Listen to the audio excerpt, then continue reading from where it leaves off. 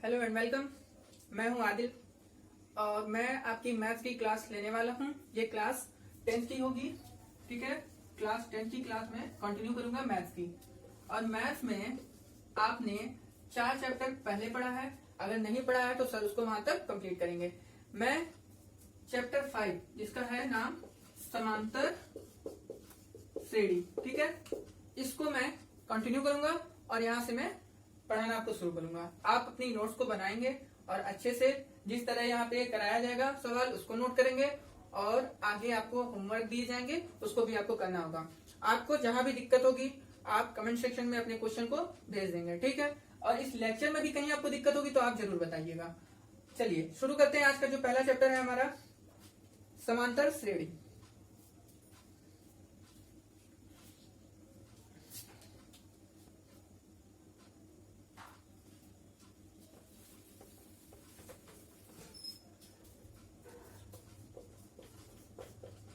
समांतर श्रेणी, ठीक है। इसको तो समांतर श्रेणी जानने के लिए आपको दो चीजें जानना जरूरी है। पहला अनुक्रम, ठीक है, क्या होता है अनुक्रम, और दूसरा श्रेणी क्या होती है श्रेणी। फिर हम समांतर श्रेणी की बात करेंगे। तो सबसे पहले अनुक्रम देख लेते हैं। अनुक्रम को इंग्लिश में कहते हैं सीक्वेंस, ठीक है। क्या कहते हैं? सीक्वेंस। और सीक्वेंस का मतलब कि जैसे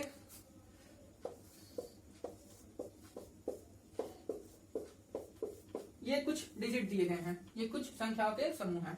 आपको कहा गया कि इसको बढ़ते क्रम में लिखिए, ठीक है, या असेंडिंग ऑर्डर में लिखिए या फिर डिसेंडिंग ऑर्डर में लिखिए। तो आप कैसे करेंगे? सबसे छोटा है, असेंडिंग ऑर्डर में लिखेंगे तो 1, फिर 3, फिर सॉरी यहाँ 2 भी है, 2 फिर 3, फिर आपको मिलेगा 7 यानी कि 7, 12, 14। ये आपका असेंडिंग ऑर्डर हो गया। तो ये एक अनुक्रम हो गया क्योंकि आप इसको एक क्रम में व्यवस्थित कर रहे हैं, कुछ नियम के तहत इसको व्यवस्थित कर रहे हैं, तो ये एक अनुक्रम हो गया, ठीक है। अब अनुक्रम श्रेणी कब बनती है इसको देखेंगे, ठीक है। अनुक्रम ही श्रेणी बन जाती है जब उसमें एक कोई विशेष नियम होता है। जैसे विशेष नियम कैसे कि ये कुछ संख्या दी है 2, 4, 8, 16, 32, ठीक है, और आगे भी चलती जा रही है।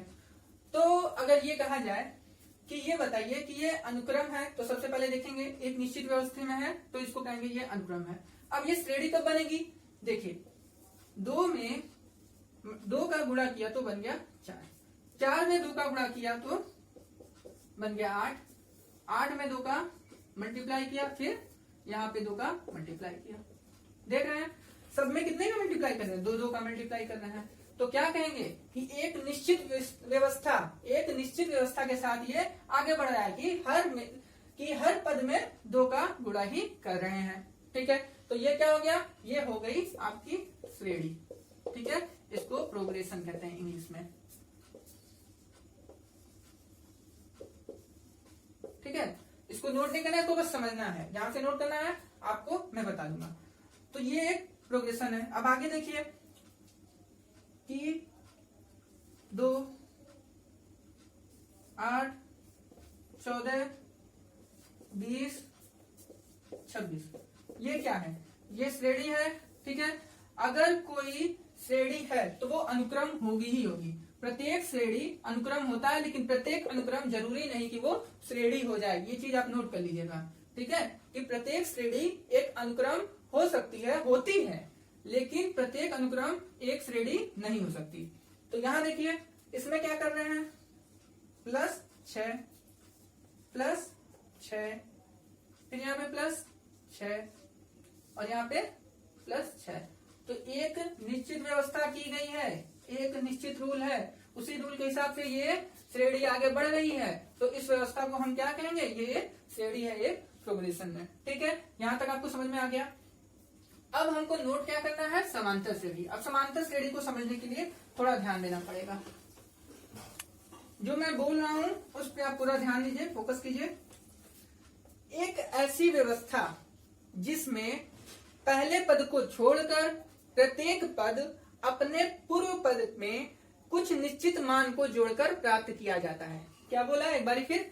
कि ऐसी व्यवस्था जिसमें प्रत्येक पद, पहले पद को छोड़कर प्रत्येक पद किसी निश्चित संख्या को जोड़कर, किसमें, अपने पूर्व पद में निश्चित संख्या को जोड़कर प्राप्त किया जाता है। जैसे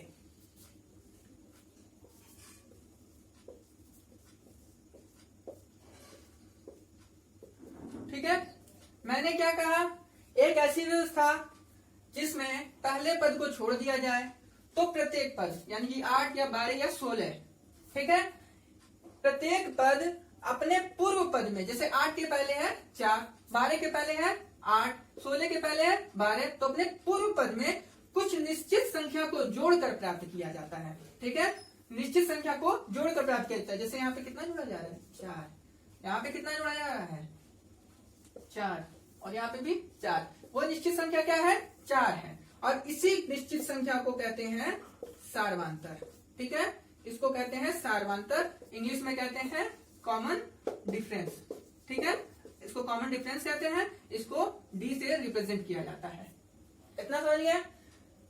तो समांतर श्रेणी समझ में आ गई कि पहले पद में कुछ जोड़ेंगे तो दूसरा पद मिलेगा, फिर उतना ही अगर दूसरे में जुड़ेंगे तो तीसरा मिलेगा, तीसरे में जुड़ेंगे तो चौथा मिलेगा।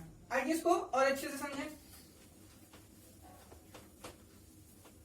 देखिए A1, A2, A3, A4, ये श्रेणी गई AN तक। ठीक है, हमने कहा ये श्रेणी AN तक जा रही है।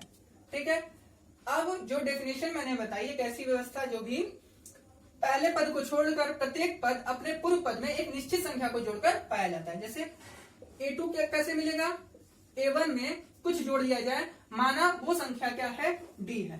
ठीक है, तो A1 plus D।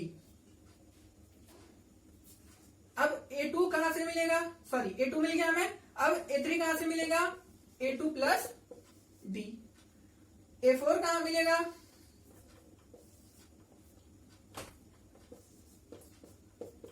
A3 plus D। A5 के लिए A4 प्लस D। देख रहे हैं? तो यहाँ क्या हो रहा है कि जो दूसरा पद है उसमें पहला पद में D जोड़ के प्राप्त किया गया, यहाँ दूसरे पद में D जोड़ के प्राप्त किया गया, यहाँ तीसरे में D जोड़ के प्राप्त किया, तो चौथा पद मतलब वो बढ़ता जाएगा। ठीक है, तो समांतर श्रेणी इसी को कहते हैं। ठीक है, अब अगर कोई श्रेणी दी गई है और आपको पहचानना है कि बताइए वह समांतर श्रेणी है कि नहीं, तो आप कैसे पता करेंगे? देखिए, उसके लिए आपको ज्यादा मेहनत नहीं करनी है। जैसे एक श्रेणी है,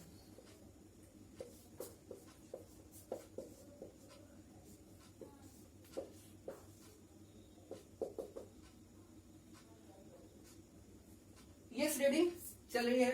ठीक है, अब देखिए इसमें पहला मान दूसरे से बड़ा है, ये श्रेणी उल्टी चल रही है, लेकिन डेफिनेशन कोई अंतर नहीं हुआ। ये नहीं कहेंगे कि घटाने से प्राप्त होता है, हमको जोड़ने ही से प्राप्त हो रहा है। लेकिन कहां से देखें, क्या बोला कि दूसरा पद, ठीक है, उसमें से अब पहले पद में कुछ निश्चित संख्या को जोड़ के प्राप्त हो रहा है। वो निश्चित संख्या क्या है, तो देखिए यहाँ डिफरेंस कितने का आ रहा है, 2 का आ रहा है, 14 2 16, यानी कि यहाँ -2 को जोड़ा जा रहा है।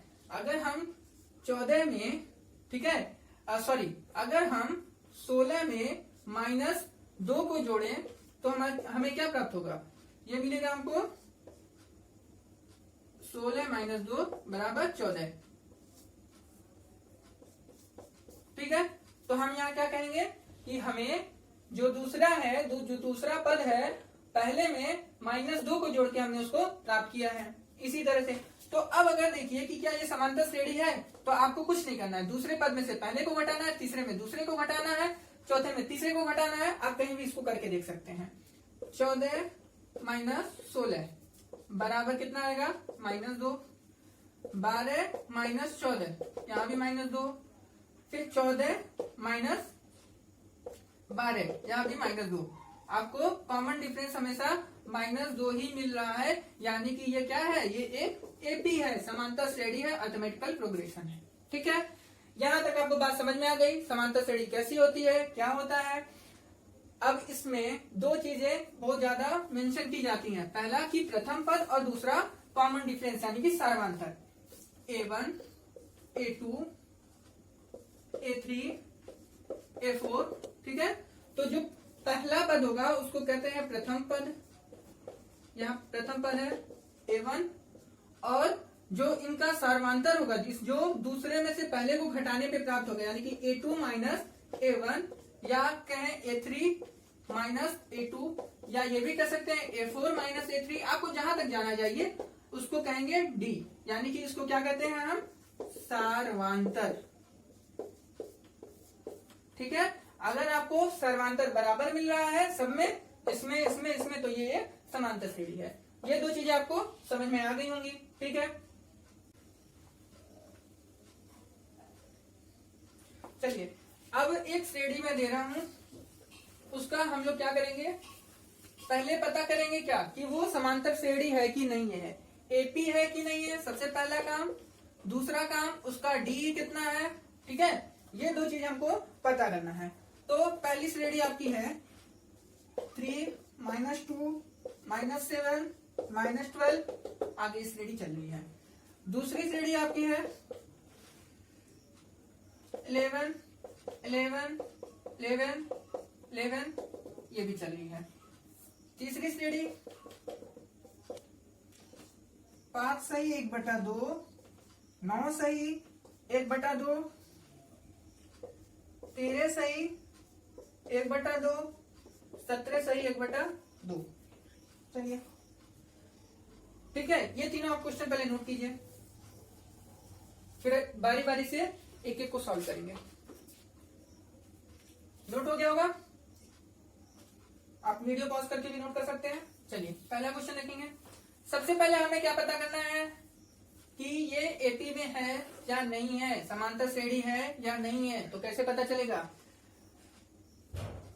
देखिए यहाँ पे आपको करना ये है, जैसे बताया, दूसरे में से पहला पद घटाएंगे, तीसरे में से दूसरा पद घटाएंगे, चौथे में से तीसरा पद घटाएंगे। जैसे यहाँ -2 ऐसे पहले लिख लीजिए कि इसको मान लीजिए a1, इसको a2, इसको a3, इसको a4। ठीक है, जिसके ऊपर जो लिखा है आप मान लीजिए। तो a2 माइनस a1 करिए, तो क्या होगा, a2 माइनस a1 -2 माइनस 3, तो ये कितना हो गया -5। कोई डाउट नहीं होगा। चलिए a3 माइनस a2 करेंगे, तो यहाँ क्या होगा -7 माइनस 2, सॉरी -7 माइनस फिर -2 है, यहां ध्यान दीजिएगा। -7 में से -2 को घटाया गया है, यानी -7 माइनस -2, तो ये क्या हो गया -7 प्लस 2, ये हो गया -5। ठीक है, और तीसरा करिए a4 माइनस a3, यहाँ क्या होगा -12 माइनस -7, दो बार माइनस हुआ तो प्लस हो जाएगा, -12 प्लस 7, तो ये कितना हो गया -5। देखिए यहाँ जो कॉमन डिफरेंस है वही यहाँ भी है और वही यहाँ भी है, मतलब सर्वांतर बराबर है। तो सबसे पहले क्या कहेंगे कि ये जो आपको श्रेणी दी हुई है वो किसमें है, ये एपी में है, ये श्रेणी एपी है। और दूसरा कहेंगे इसका कॉमन डिफरेंस यानी कि डी, यानी कि इसको क्या कहते हैं, सार्वांतर। नाम याद कर लीजिए, सार्वांतर। ये कितना है -5। ठीक है, इसी तरह से बाकी दो क्वेश्चन कीजिएगा। आपको बस a2 में से a1 घटाना है, a3 में से a2 घटाना है और a4 में से a3 घटाना है। आपको जो दो क्वेश्चन दिया गया है, आप उसको सॉल्व करके आप उसको कमेंट सेक्शन में तुरंत दीजिएगा। ठीक है, फिर आगे हम लोग देखेंगे कि समांतर श्रेणी का निर्माण कैसे होता है। ठीक है, बस यहीं तक पढ़ेंगे, फिर उसके आगे हम अगले क्लास में पढ़ेंगे। बस ये टॉपिक बचा हुआ है कि समांतर श्रेणी का निर्माण कैसे करते हैं। समांतर श्रेणी का निर्माण कैसे करेंगे, आपको समांतर श्रेणी का अगर निर्माण करना है तो आपको दो चीजों की जरूरत है। वो कौन सी है, a1 क्या है, यानी कि प्रथम पद।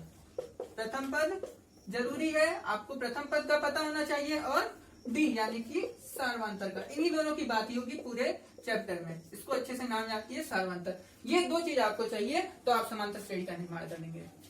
माना कि कोई समांतर श्रेणी है जिसका प्रथम पद 5 है। ठीक है, यानी कि a1 बराबर 5 है और d बराबर आपका दिया है, मान लीजिए 4। तो आपको समांतर श्रेणी का निर्माण करना है, तो चलिए करते हैं। 5 प्लस 4, 5 प्लस 4, फिर प्लस 4,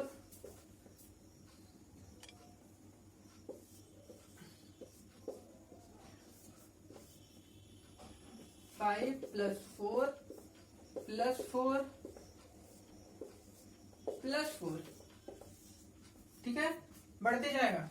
मतलब पहला पद 5 है, दूसरा पद 9 होगा, तीसरा होगा 9 प्लस 4 13, 13 4 17, ये बढ़ता जाएगा। जहां तक आपको करना है कर लीजिए। चलिए ऐसे नहीं समझ में आया होगा, हम दूसरे तरह से बता देते हैं आपको। A1 बराबर 5 दिया है, यानी कि A2 बराबर क्या होगा 5 प्लस 4 यानी कि 9। A3 बराबर क्या होगा A2 प्लस D।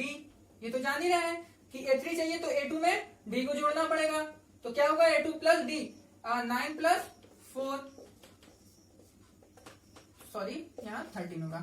ये A4 A5 A6 सब कुछ निकल जाएगा और आपको श्रेणी जो बनानी होगी वो होगा 5 9 13 17 चलता रहेगा, ठीक है। तो समांतर श्रेणी ऐसे बनाई जाएगी। चलिए आपको कुछ क्वेश्चन देते हैं आपको करने के लिए, किस समांतर श्रेणी का आपका निर्माण करना है, ठीक है।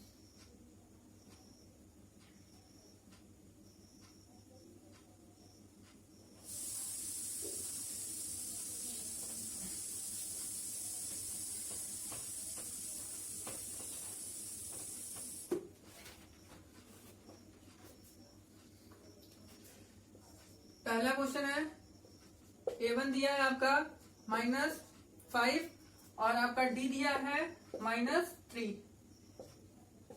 A2 है 0.42, A1 ही है आपका 0.42 और आपका D दिया हुआ है 0.2। फिर तीसरा है A1 है 1/, इसको 3/2 कर लीजिए और D आपका है 1/2, ठीक है। ये 3 क्वेश्चन आप खुद से करेंगे, यानी कि 3 श्रेणी आपको बनानी है, 3 समांतर श्रेणी का निर्माण करना है, 3 AP का निर्माण करना है। और जो 2 क्वेश्चन उसमें बचा हुआ था जिसमें आपको A1 निकालना था और D निकालना था, मतलब प्रथम पद और D, सॉरी प्रथम पद नहीं निकालना था ना, ये बताना था कि ये AP में है कि नहीं है ना, यही था कि आपकी जो श्रेणी है वो AP में है कि नहीं है, और अगर है तो आप D को बताइए। चलिए ये 2 क्वेश्चन हो गए और इसके बाद जो आपकी बुक है उसकी जो प्रश्नावली है 5.1, ठीक है, प्रश्नावली 5.1 इसको आप करिएगा। इसका जो पहला क्वेश्चन है, दूसरा, तीसरा सब में वही काम करना है। टोटल 13 क्वेश्चन दिए हुए हैं, कुछ भी कठिन नहीं है, ठीक है। जो आपको नहीं समझ में आएगा आप उसको कमेंट में बताइएगा, नेक्स्ट लेक्चर से पहले हम उसको सॉल्व करेंगे, ठीक है। Thank you.